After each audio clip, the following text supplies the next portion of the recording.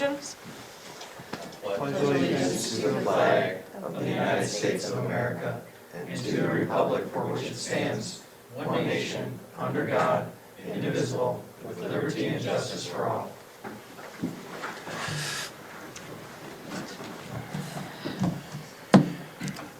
Motion to approve the agenda. Motion by Bryce.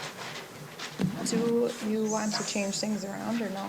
Do we have to do that? Oh, yeah. Let's change something real quick. Are we allowed to? Yes. It's your agenda. So what I would like to do is I would like to push public comment in number 4 spot and move presentations down to the number 5 spot. And then I would like to have Superintendent Baumann go before Senator Draheim. Motion to approve the agenda as amended. Second. Perfect. All All in favor? Aye. Aye. Aye. All right, so public comment. Anybody here for public comment? Matt, would you like to come up? Good evening, everybody.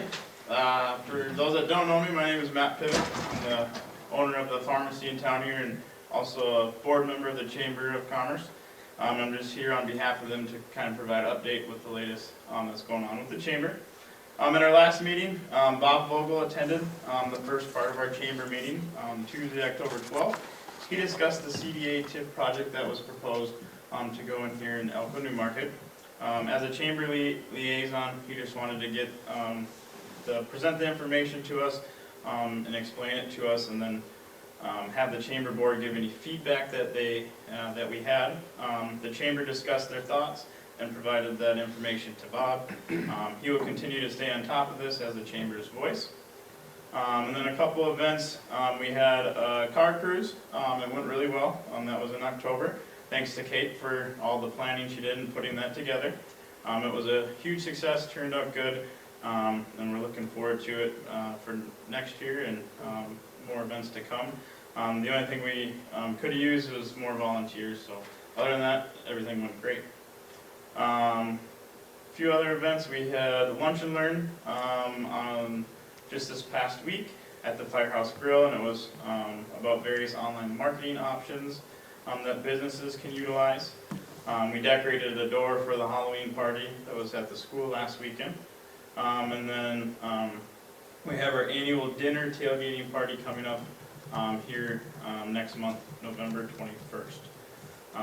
Other things that we got coming up in the near future, we're busy planning for Shop with a Cop. Then we got the Christmas tree lighting and Point of Impact. That is all. Wonderful. Thank you. Thank you. Anybody? Oh, By the way, Kate, I can't remember if I. yes, you can. I can't. Perfect. Thank you. Sorry. All right. Anyone else for public comment? Okay, then what I would like to do is present Superintendent Baumann from Lakeville School District is here to present to us. Well, good evening, Welcome. Acting Mayor and City Council members, Police Chief, and I think we have Senator here. Not yet. Not yet. Okay, Senator. You look like a senator. I don't know if I should say thank you or you're old. Or punch him, right? Just would like to be respectful to everybody in the room and to the rest of those that are attending. So thank you. I'd just like to say thank you to Tom for inviting me. I'm going to spend about 20 minutes and go through kind of where we're at with the school system right now, and then offer an opportunity for some questions. So one of the things that we do annually is the State of the Schools, and there's a lot of things obviously going on with the schools, but let's just not skip the COVID thing, because it's front and center in our world, and it has been since March of 20. But one of the things that I would tell you as a superintendent that I keep telling my staff, I tell all our teachers, anybody who's involved in the school system, we got to stay focused on our mission no matter what happens around us. And that is, we want to create the conditions for success for every student. And it has been an incredibly challenging process, to say the least. One of the big learnings I have had in this is that the ideals around local control have been significantly challenged in the state of Minnesota under the way the public education system works here. And it's very concerning to me as a superintendent, and it ought to be concerning to you as city council members, how the education system and its lack of ability to have local control is a significant issue. So I'm just saying that out loud, and I'll say it to anybody who'll listen to me. But if you go all the way back to January 23rd, back in 2020, that's when we first found out about COVID, really in any significant way. And I think the state of Minnesota at the time had 3 known cases of COVID. And by March 11th, it was declared a global pandemic, and things progressed rapidly from there, where we had cases in Dakota County, and then the governor announced 2-week school closure on March 18th. And really what that was you have 2 weeks to redo your entire school system. Have fun. That's really what happened. A lot of people got very angry with the school system, and I think it was misplaced anger. It wasn't something that we had an option to do. It was under executive order. So we can, folks can debate that and from here to eternity, but the reality is that the legislature has given the governor that power. He used that power, and we fell under that requirement and did so until he relinquished that power, which was earlier, I think, let's see, this is October, so it was in the last legislative session. So, just another reality check on that and what we had to do as a school system. But we want to keep our students safe, and we want to keep continuing the process of education to the best of our ability. And what some of the things statistically, just to share with you, I don't know if you're aware, but we had to do free meals. We had to do 1,170,703 under the executive order, and we didn't get any extra staff to do that. But we had to make that happen, and we had to use all our available logistical assets. What we were able to do is keep Schmidt & Sons employed and supporting, and they became our transportation distribution system for that. We had to do emergency child care, and for first responders, there was significant requirements there, and then obviously we had to do the social distancing, we had to do temperature checks, all those things you may have recalled, but we provided that for almost 1,500 students, and we were able to bring 539 staff into the system to do that. And just so we're clear too, this was not budgeted for. So that was another major challenge that we had to figure out the answers to. The other challenge we had, obviously, if you're going to go from in-person classroom distribution of the teaching and learning process to a digital delivery, we had to get 11,543 devices out and 300 hotspots. Had to identify within our system where students didn't have internet access and bridge that gap at a minimum. There's a lot of other challenges to this. I can just share, my wife was teaching a virtual academy for Burnsville, so I got a first-hand view of it right out of my house, of how that worked. And if you can imagine having 30 kids in a classroom, now they're not in a classroom, they're in their bedrooms, they're at home, whatever, and all the other things that would occur with that, like I don't want to be on, or I want to turn my device off, or I want to not participate. So the behavioral challenges that presents are significantly different than they're all in your classroom and you have more direct access. So just think about that on a scale of having 11,500 kids trying to do this. And then, let's just be candid as well. Some people didn't do well with that. I mean, emotionally, mentally, even teachers. It was grueling, to say the least. No excuses. I'm just trying to paint the picture of what we were working our way through. the logistical challenges of trying to get all these things distributed with the added challenge of I can't hand it to you in a building, so you have to drive through.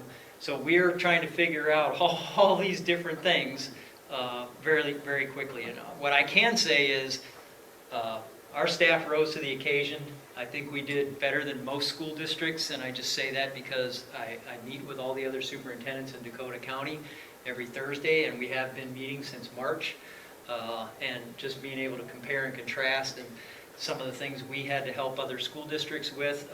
I think our team did a fabulous job, and not because of anything other than commitment and the fact that how we apply what we were doing before is how we applied to the pivot that we had to make into this difficult situation. Distance learning, again, there's just some pictures that kind of show you what it looks like or what it looked like, and it's very, very different. I know there was a lot of talk in public education when I first came in about, well, we could deliver all of our education through distance learning or through this method. I think the answer to that question is a resounding no. No, you can't. There are so many other things that are going on with students and families that are around the school system that being in person in the classrooms proven to be the best delivery method that we know of. Class size, smaller is better. And I think people generally know that. But just you can see here is kind of a mapping of the different things that we went through. We had to do this hybrid learning where you had some people in, some kids distance learning. We had full distance learning. We do have in our school system a online school. It's a K-12 certified school. It was started 8 years ago. We were able to put a lot of kids into that. It had a pre-programmed curriculum, and that was a saving grace for us to some extent, but we had to move $2 million and hire more teachers to cover down on that program. We had to do some curriculum shifting within that program, and we couldn't use it for the high school because there were too many things in our high school system, electives and opportunities, AP courses, that you couldn't use that system for. So we limited it to K-8 within our system. But it was a lifesaver. All other school districts, they didn't even have that. So they had to figure it out of whole cloth. Having an accredited system in place with a full curriculum and a full distribution system did go a long way to help us with this. So that brought our enrollment, went from about 250 kids in the previous year, K-12, to 1,023 overnight. So we had to do a lot of adjustment to make that work, but we were successful in doing that. We did get back to in-person learning in the spring, and I think a lot of people across, I'll just say within the public education system in Minnesota, we thought this was done. It's over. And as you know, as we stand here today, it's not. So there's some challenges. One of the other things that I'd just like to alert you to is when we had to do all this quarantine and contact tracing and all those things, if you can imagine on a scale of 11,500 people trying to figure out who touched who and who talked to who and all that, and then who's going to do that? Who's going to do that work? And then, oh, by the way, we have to tell parents who are very, very angry about any of this stuff. It fell on our nurses to a large extent because they're subject matter experts. They know what the protocols were and the requirements were that were brought to us from the Department of Health at the state of Minnesota. And they really did step up, and they are true heroes in what we had to do within our school system. We did, despite everything, we were able to get ourselves to graduation. You can see in the lower left corner there, that was our last graduation. It was as normal as it could possibly be. I don't know if any of you attended or had anybody graduating, but we did everything we could to get to that state. as we are trying to now. We're trying to get to a more normalized state. We got first day of school, we got all the kids back. So Bauman's mantra right now is I want to keep the kids in school with their teachers. That's it. Got to put a man on the moon. That's what Apollo had to do. And all I say to my people is we want to keep our kids in school with their teacher. And those two things have to fit together. And the with the teacher part is a part that I think a lot of people don't listen to, because we have our teachers are unionized. There's some challenges that occur when you have collective bargaining agreements. You have to honor those, and trying to match that up and keep the kids in school. Very, very challenging process. Again, no excuses, but when people want to look at and evaluate what are we doing, we're trying to keep our kids in school with their teacher. That distance learning stuff is for the birds. So that's what we're trying to do, and if you want to evaluate what you hear and see and why I'm doing what I'm doing it for that purpose. And things are going to change. Now, one of the things that I will share with you is a lot of people said, well, people are leaving the school district because it's all tore up from the floor up. Lakeville area schools is experiencing its highest enrollment in its history right now. So that's a lot of chatter, but the facts are the facts. We are in an uptick. We're building a 9th elementary school, as you know. Our numbers are proving out from our projections, and I think it's something to look forward to and be optimistic about. It's not perfect, but I think it's better than most. As you may be aware, we're 2 counties, obviously, in our school system, and we're 86 square miles. And as you can see, most of what we have is in the upper northeast of that map there. So there's a lot of development for our future. As long as those boundaries remain the same, we'll be going west and south in our future. Of those 11,500, 9,600 are riding buses, and they're going 7,300 miles on a daily basis. That's a lot of mileage. We have 18 facilities, 1.8 million square feet, and 613 acres of property. We have 64 languages spoken, and we're trying to focus on building relationships and building things back, and it's not building things back better. That's somebody's mantra, it's not mine. But we are trying to build things back, bring our kids back, get those relationships going again, get that learning process back to where it needs to be. We have 2,312 staff members. We are the largest employer in Lakeville. And we're just trying, with every fiber of our being, just make our kids feel like there is school again, normalcy will come back, we will get through this. I don't want to go through this video because it'll take too much time, but again, success for each and every student. One of the partnerships we have that I think is doing a lot of good in our school community is working with Lakeville Works, and the Chamber of Commerce in Lakeville has partnered with us.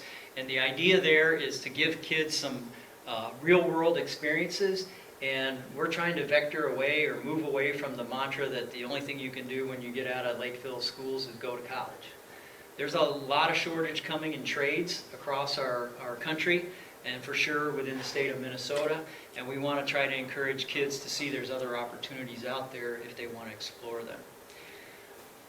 When it comes to financial management, we did again get the Association of School Business Officials Certificate of Excellence in Financial Reporting, and one of the things I did before I became the superintendent, and I was doing that job, was to have a CAFR done for the school system, so we do that annually to make sure that we have the highest fidelity of scrutiny on our finances in the school district. Building projects, a lot of stuff going on with building. As you know, we added a gym at McGuire.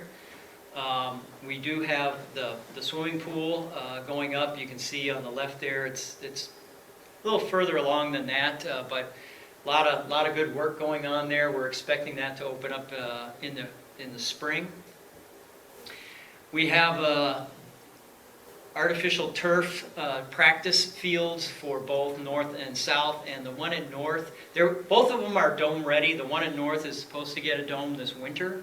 Not sure what date that'll be. We're working with the dome partners who we partnered with to get that dome up, so we'll see if that happens.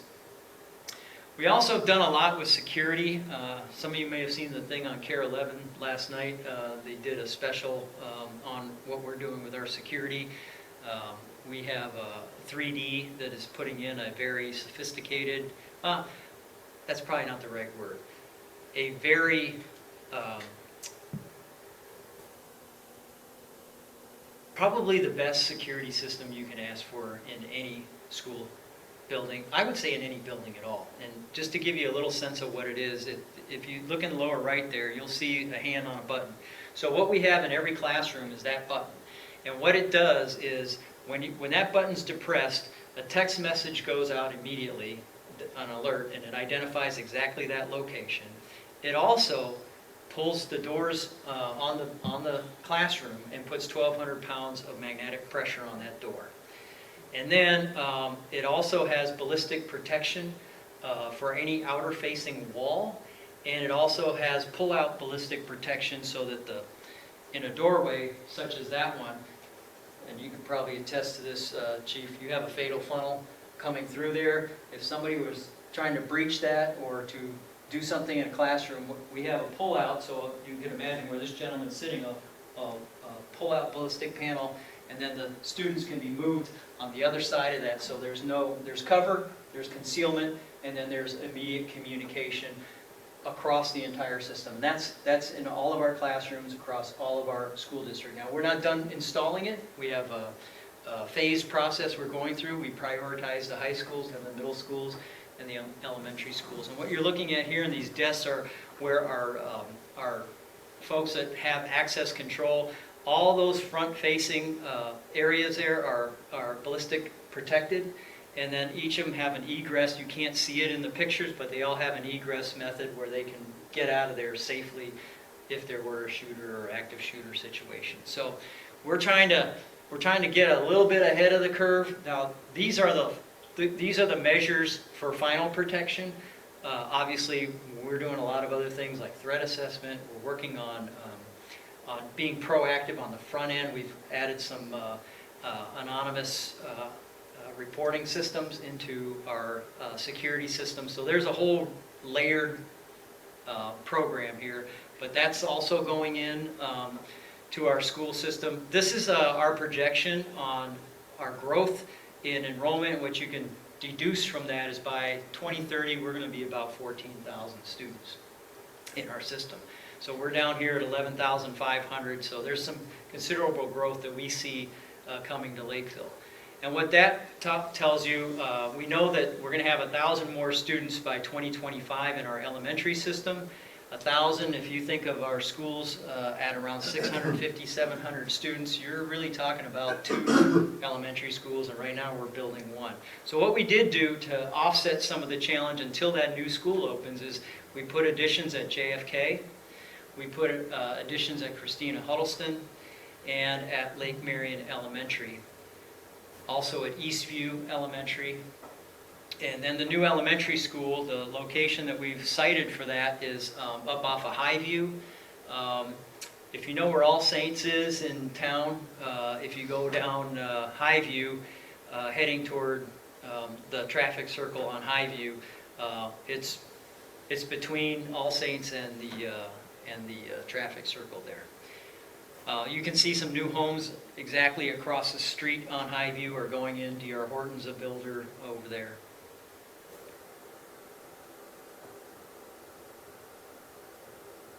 We did add another SRO. A lot of school districts are trying to get rid of their SROs. I'm trying to add SROs.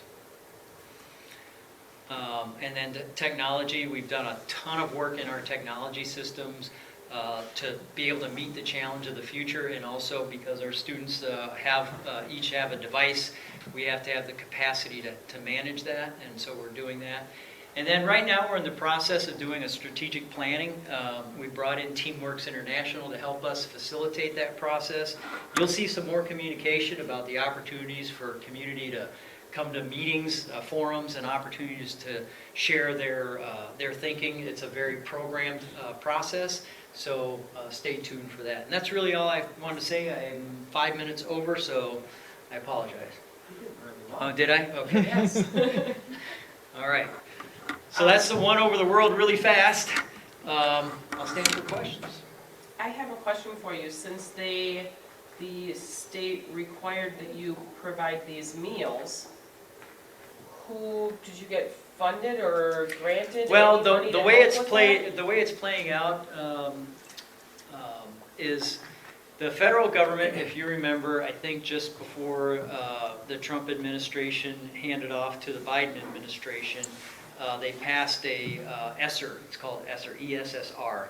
I can't remember what the acronym stands for, but it's essentially was federal money that went to the states in order to help ballast some of those expenses. So things like the $2,000 or the $2,500,000 that we had to invest in teachers for online learning, that ended up being covered. There's a litany of things. We had a lot of PPE that we had to purchase.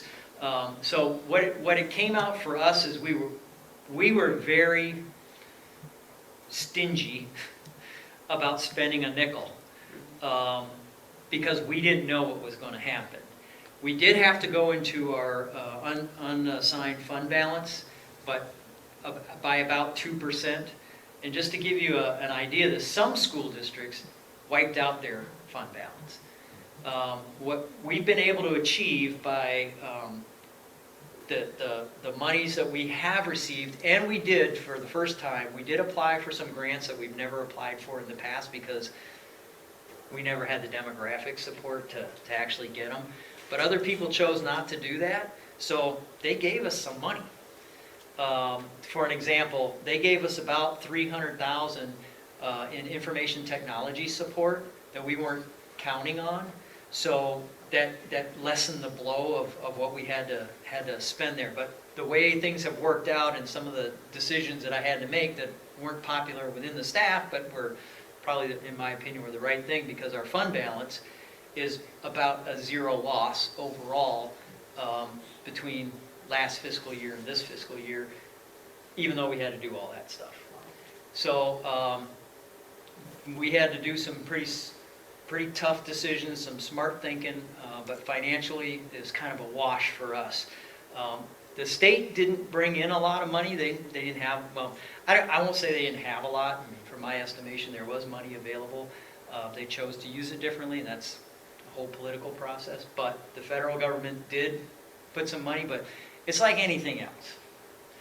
The federal government gets their money from taxes, right? Yep. And we know what's happening to inflation now.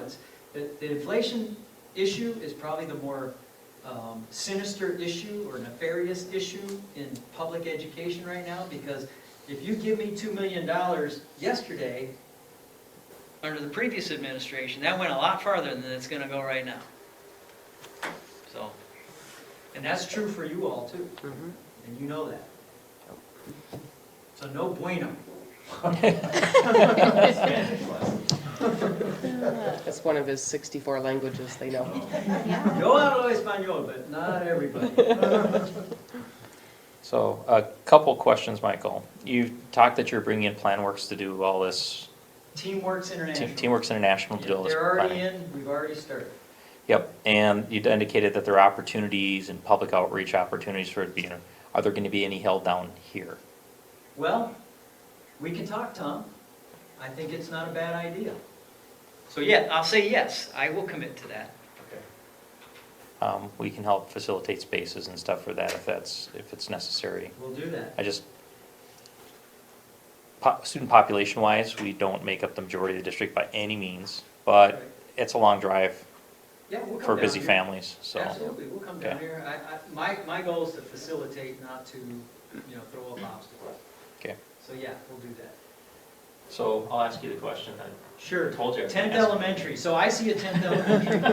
He doesn't even have I to was ask. like- the He doesn't even have to I know, finish. it was He in knows. my- We've talked. It was- He's representing or support, he is administering well, I'll just say that.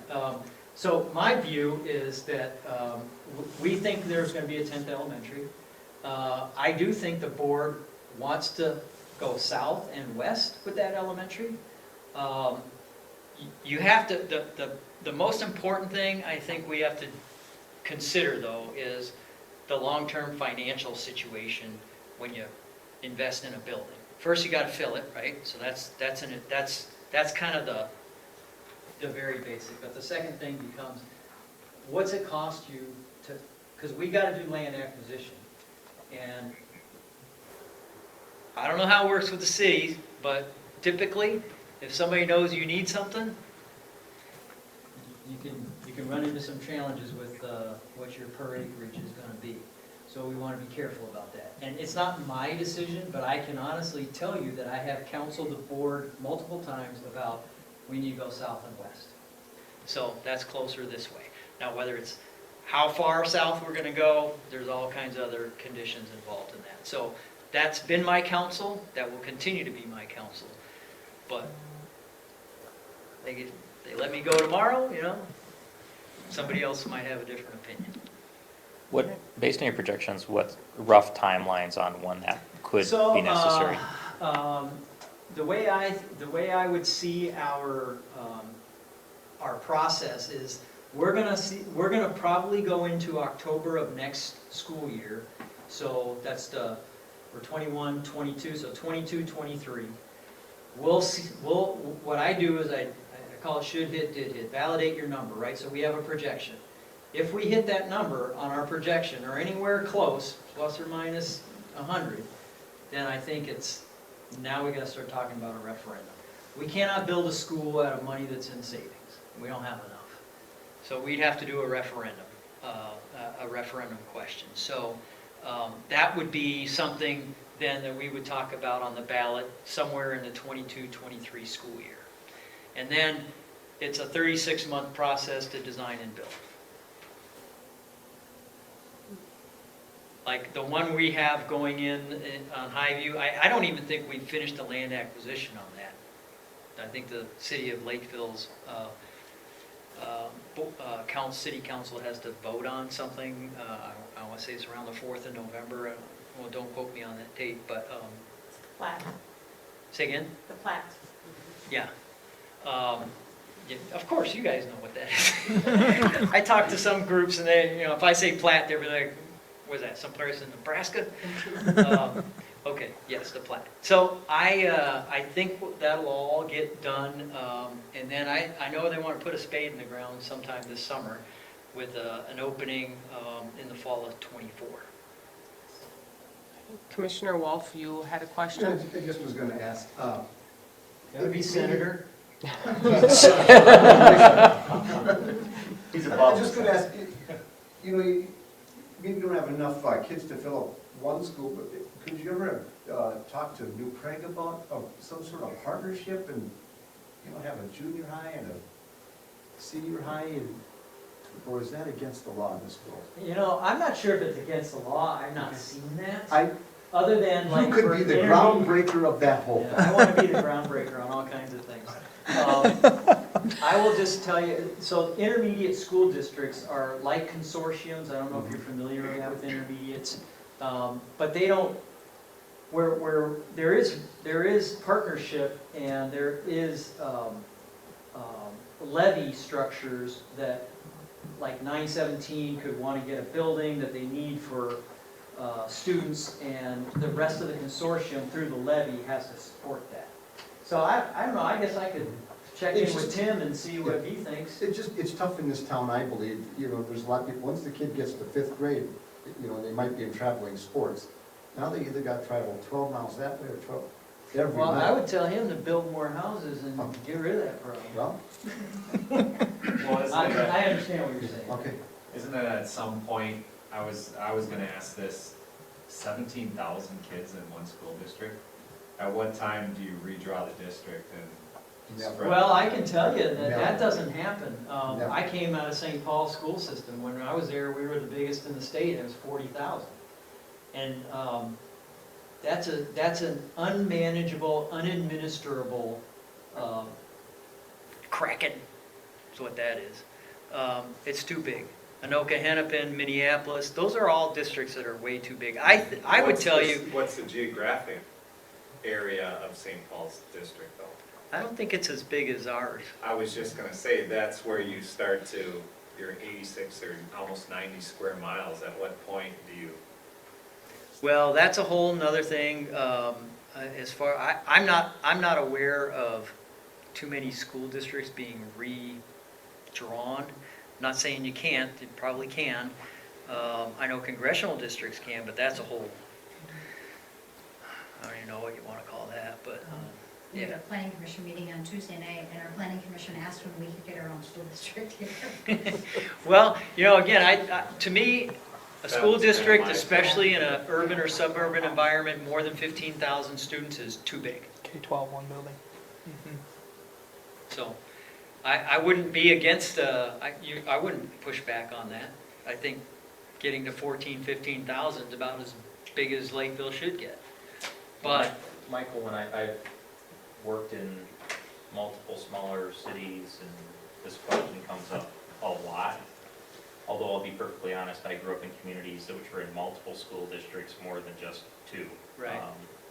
So it doesn't seem that odd to me, but isn't the issue really about the finances? Because there's existing debt, future debt, student revenue. Isn't it all about the money that creates the difficulties? I mean, how often do you adjust boundaries with neighboring districts to deal with like I logistical was saying, issues? I have not heard of it. I couldn't even tell you how to do it. The only time I've seen it is when they merge. When they combine. Yeah. Oh, we'll That swallow one up is New separate. Craig. The truth of the matter is, I'm just, Tim's coming next meeting, we'll let him know.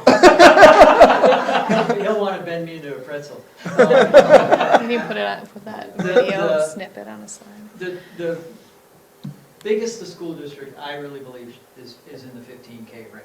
That's about as big as you should allow a school district to get. You're talking probably somewhere around 10 elementaries, 3 middles, and 2 high schools, maybe 3 high schools, 4 middles, something like that. That's about as big as you should get. Well, it's Rochester. I mean, Rochester, that has, what, 4 high schools? Right? What's I don't know if they're all the 196? same district, though. 4 high schools. Four? Yeah, 4 high schools and 196, so how many kids do they have? They're 20-something thousand, 26,000. They're too big. That's just Bauman's opinion. That and a nickel will get you a cup of coffee. Where? Yeah, I want to shop where you're shopping. That would be at Bauman's Coffee House. All right, does anybody else have any questions? Nope, I don't think so. Well, thank you Thank you so very much Thank you. for coming. Appreciate it. We really appreciate it. Tom's always challenging me. I hope he's challenging you guys. All of Oh, us. every day. It's a good challenge, though. Thank you, appreciate it. Thank you. Thank you so much. All right, up next, we have Senator Draheim. Welcome, welcome. First, I'd like to apologize for being a little tardy. I had to stop before I came here, and it lasted a little longer, It's okay. so I apologize. You're here now. That's what matters. Welcome. Welcome. What do you want to talk about? Well, You passed a lot What have of you been up flood to? school districts in half. yeah. It was a bill idea I had. You know, it's funny because, Lakeville is full of newer buildings and great facilities. And I watched my son play 8th grade football in Cleveland, and we were lucky to get the chalk lines done before the football game because they don't have enough staff to do it. So it's kind of both ends of the spectrum.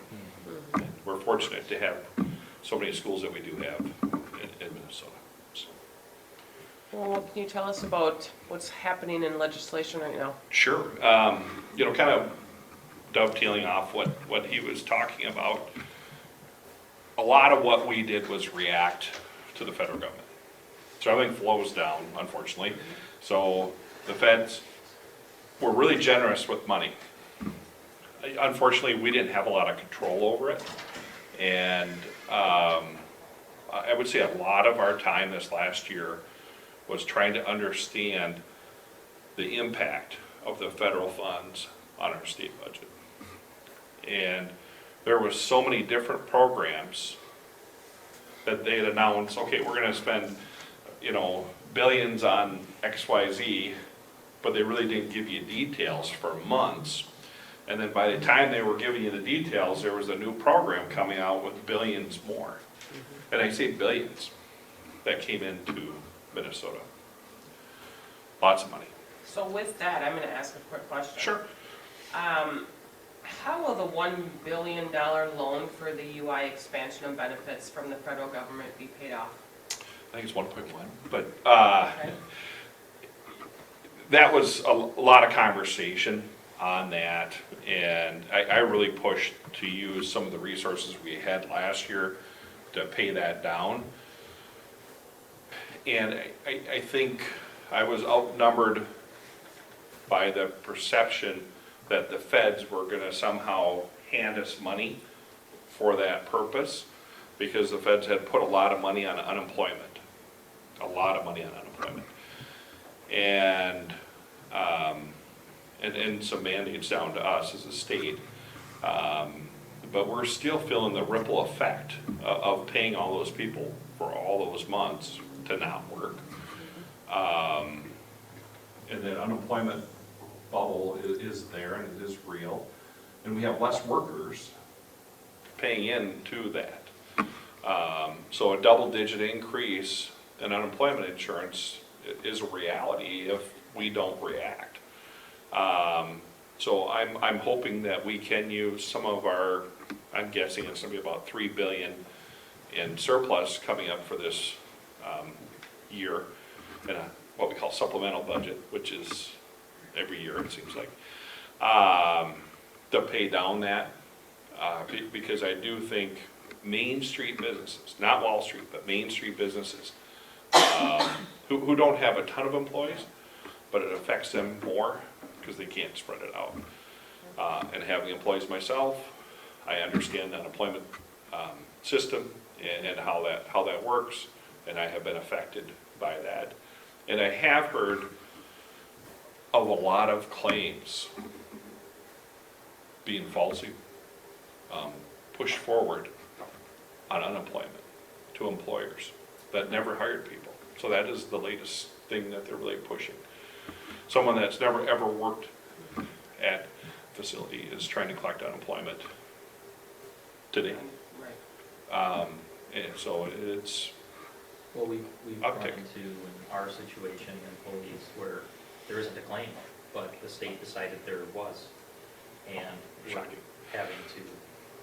Pay it, and the backload is so much that you can't even talk to somebody to explain it, and it's a simple resolution. Is there been any reports to the legislature on when that backlog is gonna, because we're talking a year, more than a year on some of these things. And I think you're seeing a ripple effect once again of state employees now working in the office. And I know that's the new norm, and all the big companies want to go to distance working, if you will, or working from home. But I think there is, especially at state agencies, some synergy to work and communicate better. Because when I send an email to a state agency, I used to get a response pretty quick. Now it's days. But I would suggest if you have anybody or the city that needs help with unemployment, email me and I can get a hold of the top and get somebody to react quicker. But it shouldn't be that way.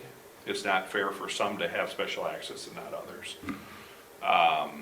But that is commonplace in all of state government right now, unfortunately, that the reaction time just isn't there. And over the last 2 years, that's what I have spent most of my time on, is trying to answer questions from people trying to deal with state government and not get the answers.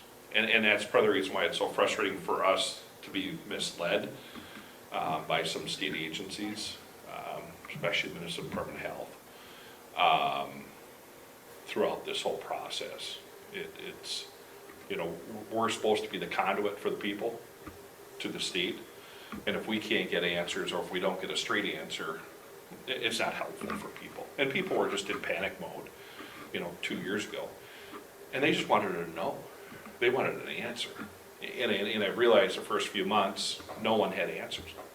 But after that, there really was no excuse. So I feel I probably had 300 to 500 Senate calls, texts, or emails a day during that first 6 months from people didn't know what to do. A lot of business people. So, yeah. Next So, question. Back to the UI, is the state allowed to use their ARPA funds that they receive to pay that down at all?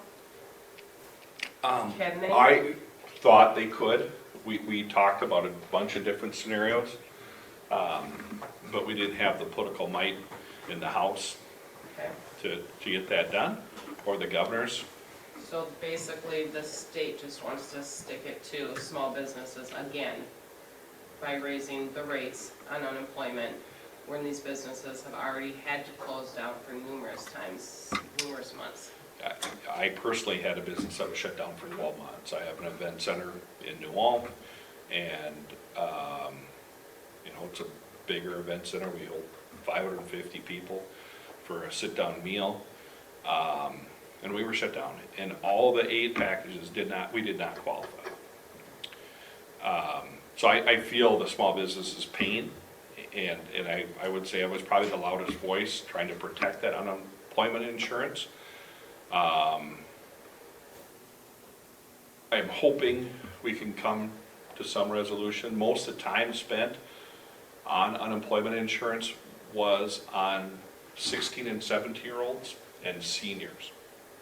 So years or decades ago, it was decided that we were going to charge employers, because employers pay the unemployment insurance, for underage kids. So if you had a 16, 17-year-old working at your grocery store, you could collect, or you'd have to pay in on that. But if they went on unemployment, they couldn't collect from it. So, and the same thing with some seniors. So that was a lot of the discussion, and I don't believe right now is the time to address it. I suggested that this is wrong, we have to change that, but we don't do it today until we get the balance done. Is there a way that small businesses can help or do something to? Call their legislator, call the governor. So, unfortunately, a lot of what happened was reaction, like I said before, from the legislative body. But it did seem like everything that came through from the federal government and the state government was geared more towards the larger employers and not towards the smaller employers. One area I would say that did get quite a bit of help compared to other industries was the hospitality bar restaurants. But if you didn't have that, and if you were a smaller company and didn't have a lot of employees, you missed out on quite a bit, because most everything was based off of number of employees. Correct. So, yeah. Thank you. So if you have thoughts, let me know. I'll think on it. But I duked it out quite a bit on that one. So, but we faced a lot of discussion on education with our kids. What is the role of the state in this situation, and what can the state tell parents, and what happens with their kids? The mask for sports probably got the most attention. I personally witnessed a lot of kids faint or fall down from wearing a mask playing sports. I have two kids that are active and play a lot of sports. I go to a lot of sports. When you're in a small town like Cleveland, they have volleyball tonight, and playoff volleyball game tonight. The whole town will be there watching playoff volleyball. A lot of support for a local school. So I hope you guys can get an elementary school. I think that would be great. It'd be awesome. What's that? It would be awesome. Yeah, it would. But, so there was a lot of discussion on that, and, is it right to, if you read the OSHA rules, there's strict guidelines on wearing a mask and working and how much airflow you can have. But is it right to have the kids play sports with a mask on, et cetera, when you look at the death rate and the hospital rate for that segment of the population and how low it was. They had a better chance of getting killed by a bullet in Minneapolis than they did from COVID. And I don't say that lightly. So that brings up another subject, law enforcement. Thank you. We spend a lot of time trying to protect law enforcement and try to find some balance on the whole discussion of law enforcement. There's quite a divide up at the Capitol on an opinion of where we're at as a country and policing. So that ate up quite a bit of time also. I'm Vice Chair of Health and Human Service, so of course we spend a lot of time on COVID-related items and funding and privacy. So where do we draw the line on privacy? Technology is great, but it's also scary. And information gets shared, information gets hacked. So we tried to be mindful of that and tried to push back when we thought there was overreach. And unfortunately, with a lot of the executive orders, we did not have a say in what happened. It was not the normal process where 201 elected officials have a say and debate and compromise and come together and move forward with the solution. So it has been, from a legislative standpoint, difficult the last couple of years. One area that we've had a lot of discussion, of course, is housing. You know, I wouldn't come in here without housing, and I love the superintendent's comment. We need more housing in Elko New Market. We do. We need more housing everywhere. For those that don't know, we're short 50,000 housing units in Minnesota. And I have been pushing hard for some free market solutions for creating more units in Minnesota.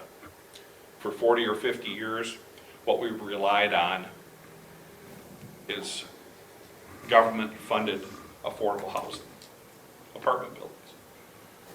We need apartment buildings. We need everything. We need senior housing probably more than we need apartment buildings. We need one-level living. When you look at what we're spending on an apartment unit, not an apartment building, apartment unit, you're talking in outstate Minnesota, it's at least $330,000, and in the metro, it's $600,000. Now, this would be an apartment building, or apartment unit, and it costs $330,000. Is that really a solution? And for me, the American dream is home ownership. You look at all the benefits of home ownership, all the benefits to communities like yours with home ownership. Every $1,000 we add to the cost of a home, we eliminate 3,000 or 4,000 Minnesotans from affording that home. So every little thing we add. So what we've tried to look at is building codes. We need codes, I'm not against that. But we are chasing perfection on our homes. And most of us live in an older home, okay?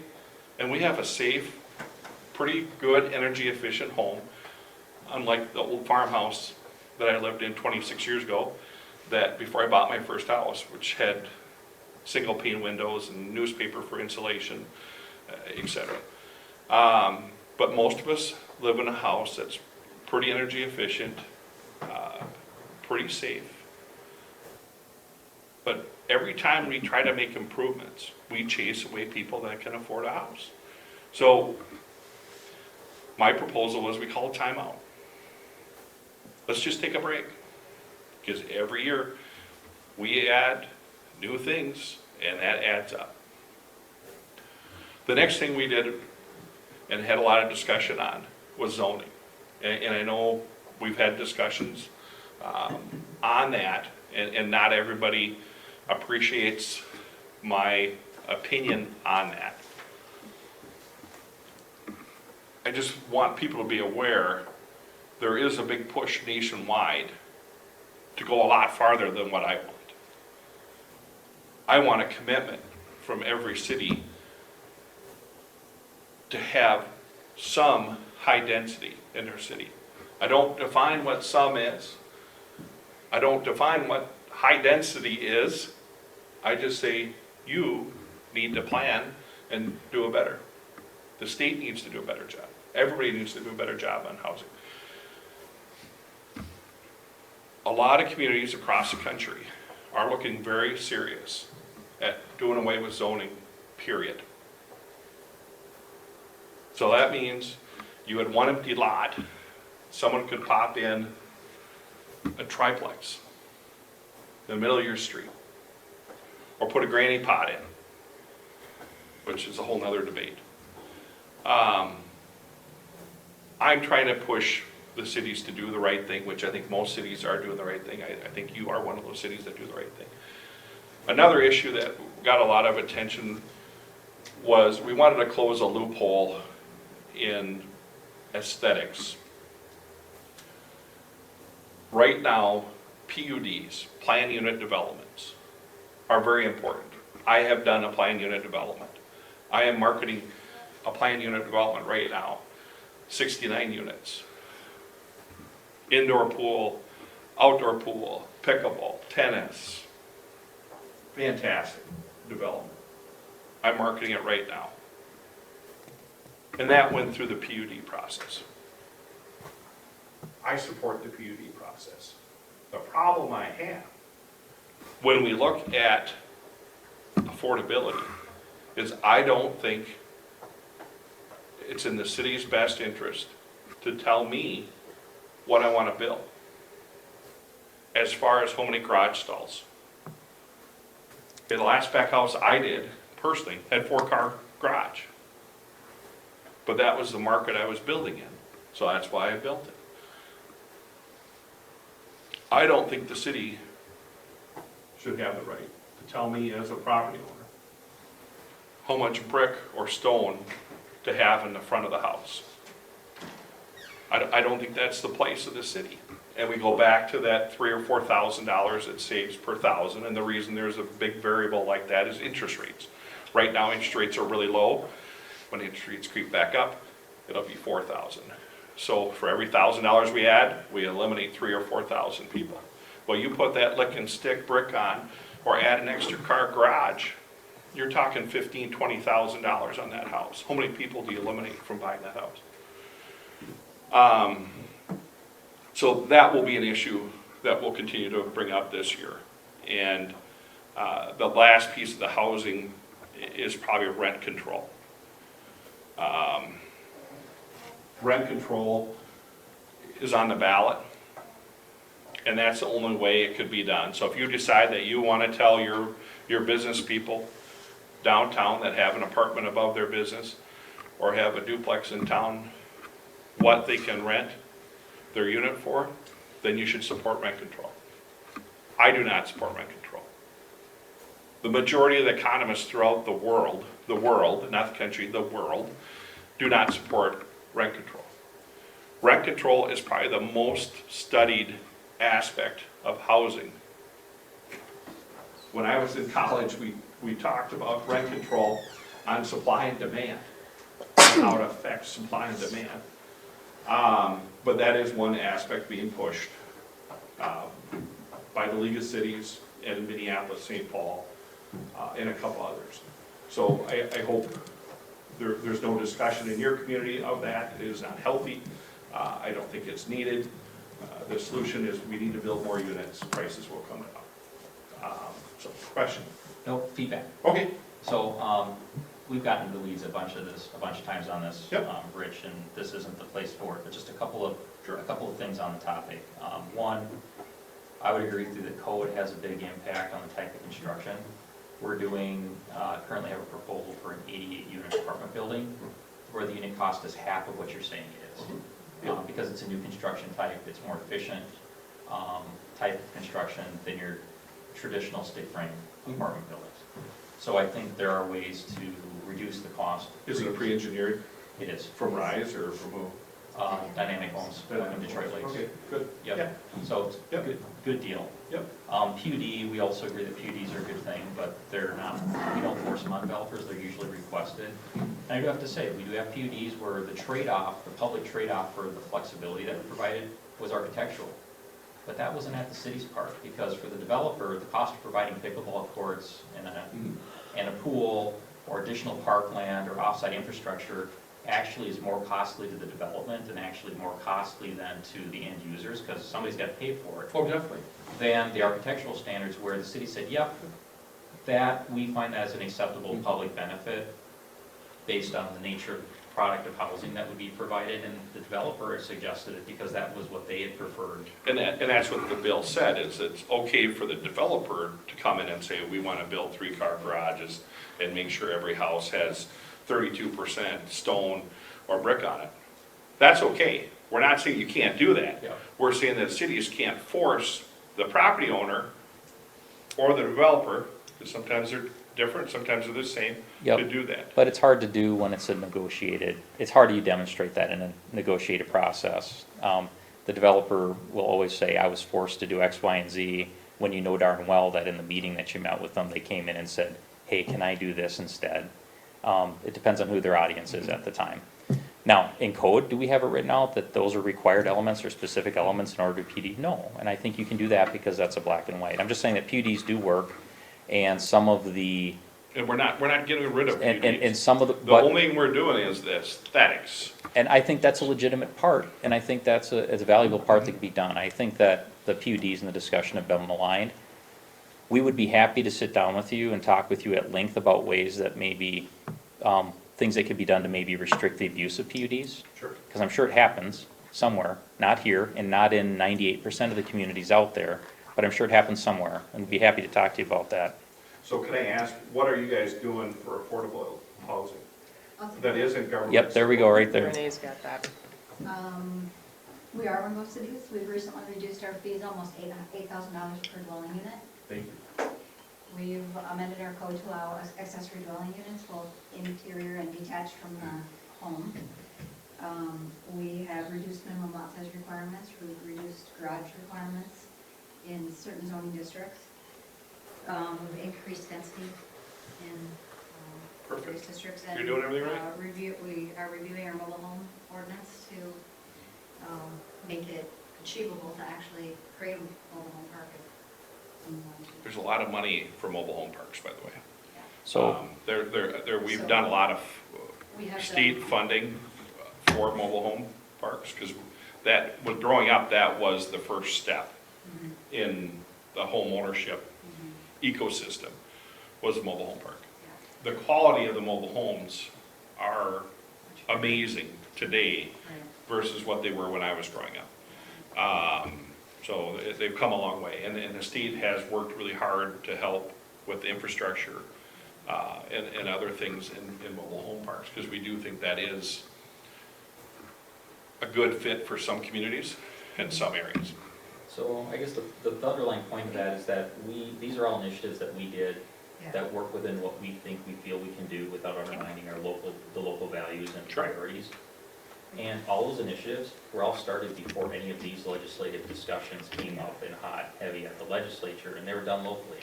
And I guess our point is that So local, 3 or 5 years ago, when we started talking some of about these this. discussions go back 3 to 4 years. Probably 3 to 4 years. Yep. I work in the community development department, and it was one of our top priorities to educate our city council members and our planning commission members on the affordable housing crisis that we believe that there is, and what part do we have in it, and what can we change. So we came up with a laundry list, so the things that I mentioned to you are just ones that we've completed. There are more things on the list, but we're a small staff, and we're trying to work our way through. But the point is, we're doing them locally with what we can do locally. And I'll be perfectly honest, if Woodbury, for example, not to pick on them, but just name a city, Cottage Grove, St. Paul, whoever, is doing something and builders can't, come here. Let the free market work. If there's housing that they can't do there, if they're too much of a barrier, let the free market work and let them come to cities that do want that housing.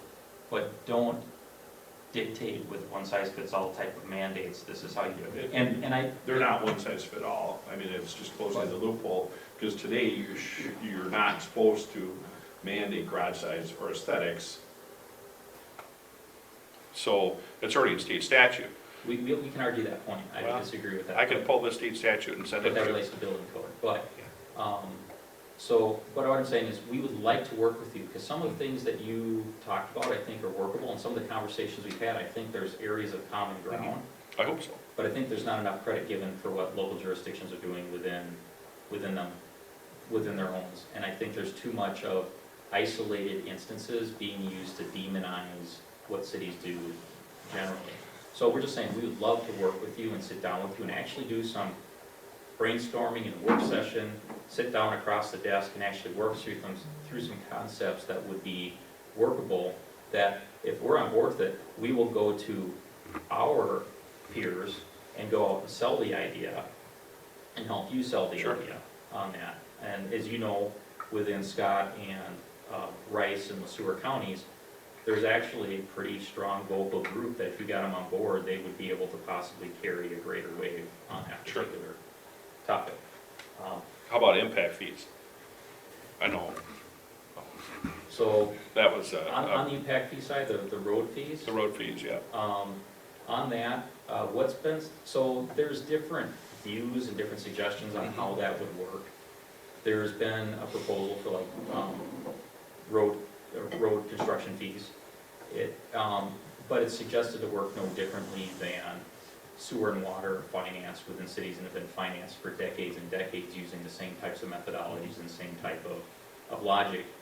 Because the way things are currently set up, it's a big barrier. And we can cite a number of examples in our own community where it's a barrier to actually building housing, period, and providing more affordable housing, because what it does is it puts an undue burden on the first in or the last out, or it is shifting the cost of development onto the general taxpayer. And there are ways to possibly get around that and help resolve it.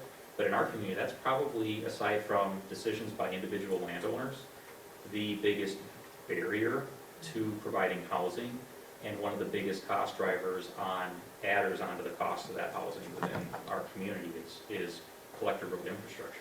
So Tom, do you guys, when you do a development, what happened in some communities is they wouldn't have a stub past the development for sewer and water. And so they deadhead it. Yep. And then whoever wanted to be the next person out would have to bring a new line in because it wasn't engineered.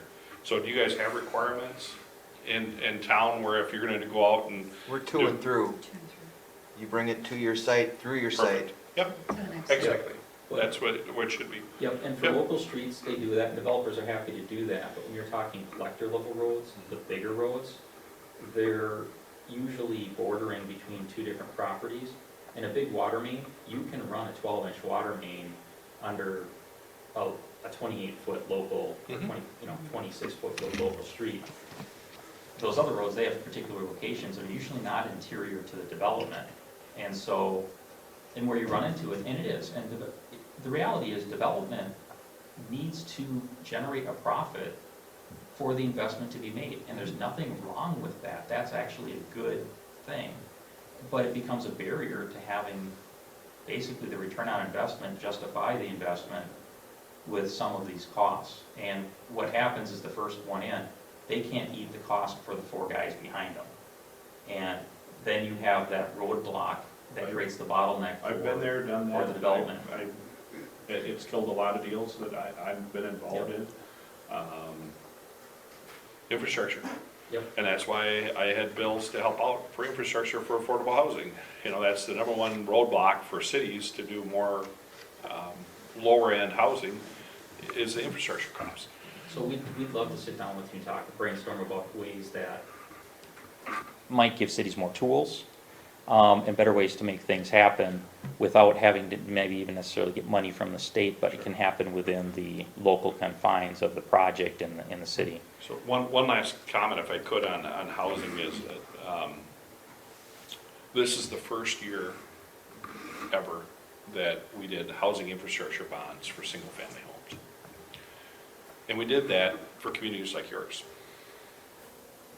So if the end goal is home ownership, and we know all the benefits of home ownership, and the cost to build apartments aren't any less than government-funded apartments, aren't any less than a single-family home, then why aren't we building single-family homes?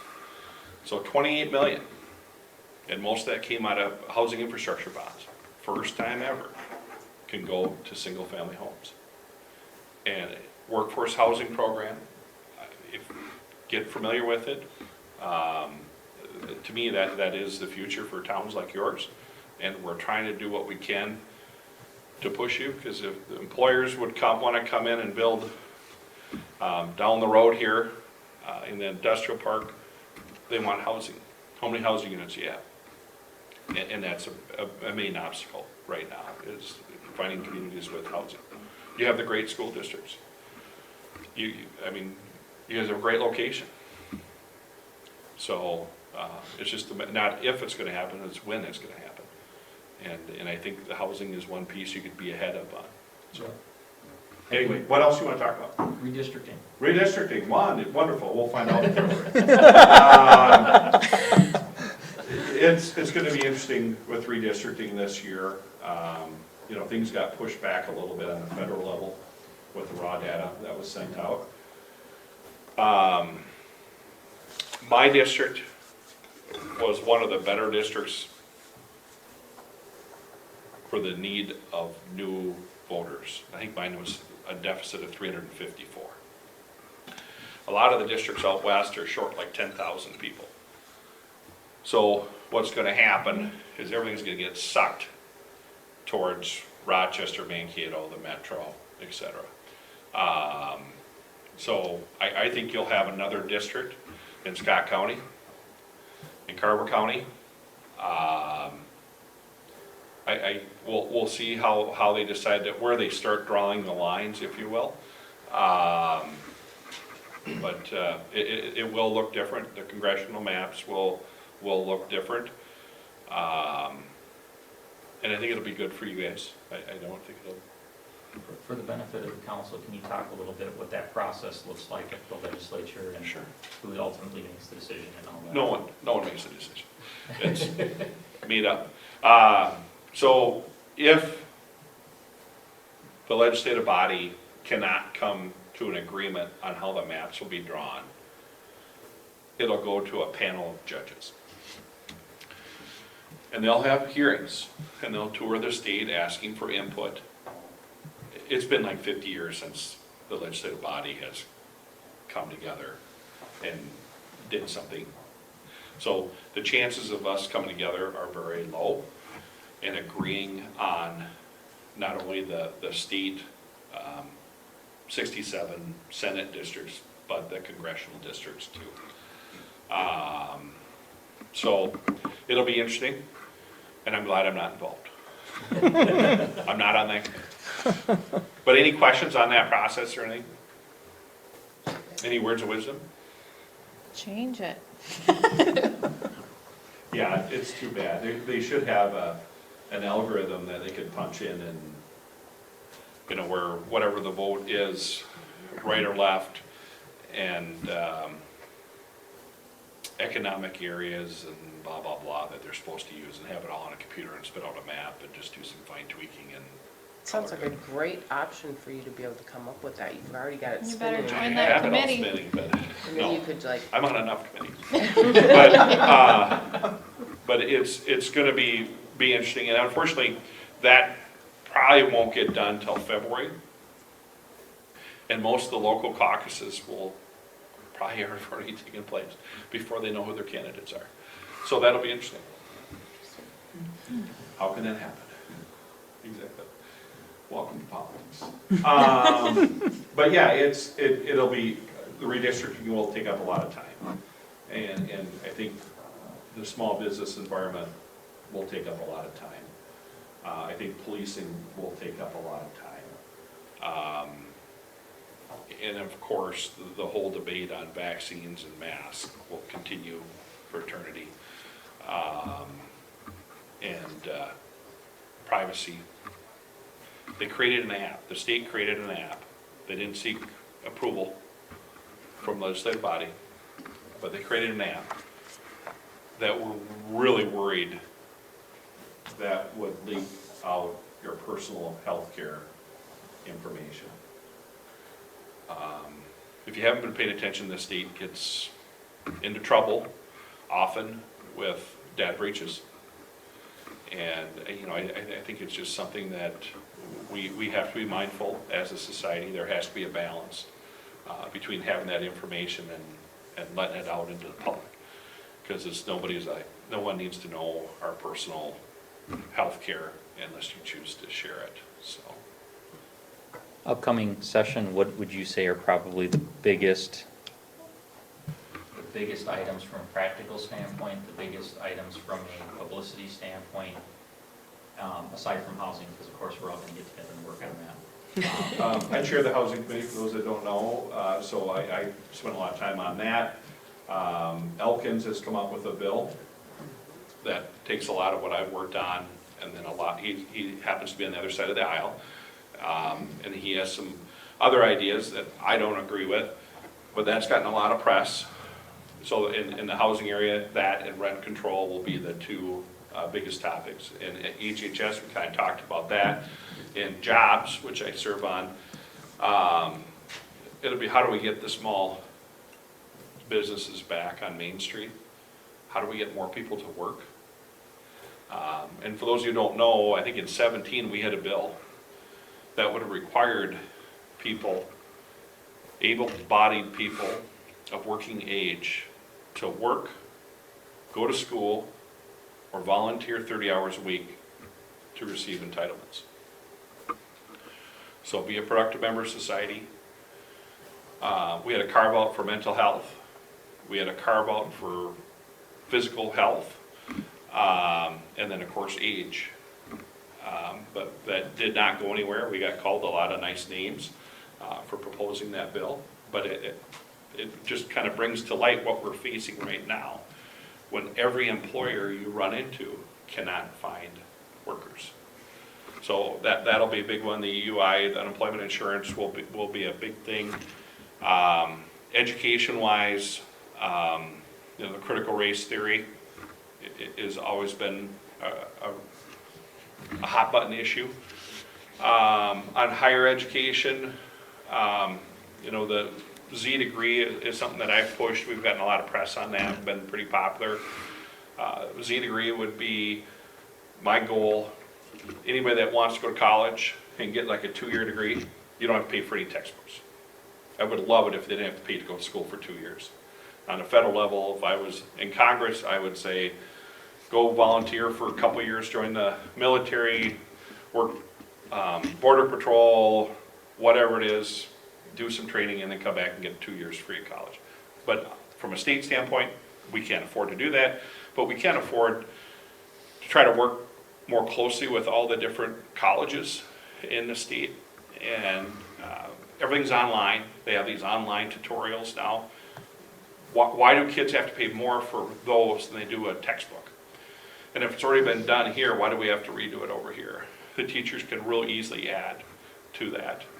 And we're talking the lower level classes, we're not talking the higher level classes. So I think that'll be another hot button issue in higher ed.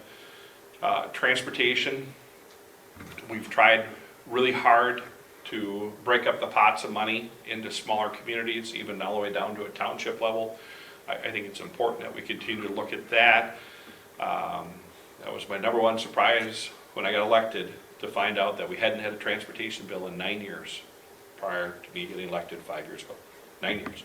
And all the complaining about we don't have enough money, and yet we never had.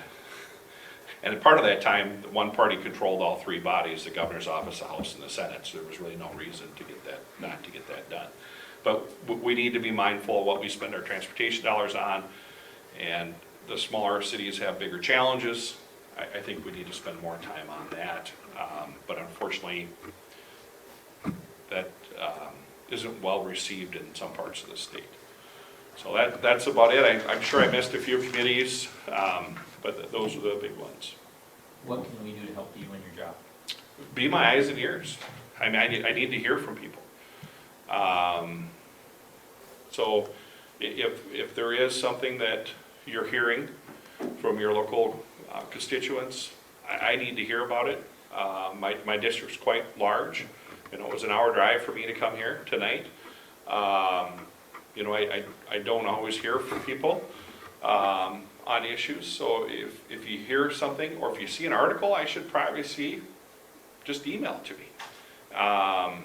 You know, if there's a concept or something that you read in one of your trade publications, or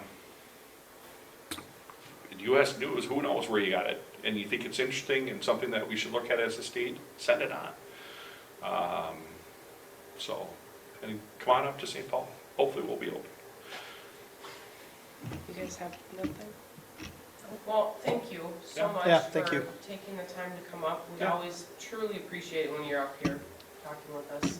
I appreciate the invite, and I always say it like I see it, and I hope you guys can appreciate that. I know we don't agree on everything, but we need to have that dialogue, so I appreciate your openness, and reach out. So thank you guys, I appreciate it. Thank you so much, Senator Durham. So, discussion by council. No, we're on to the consent. Consent agenda.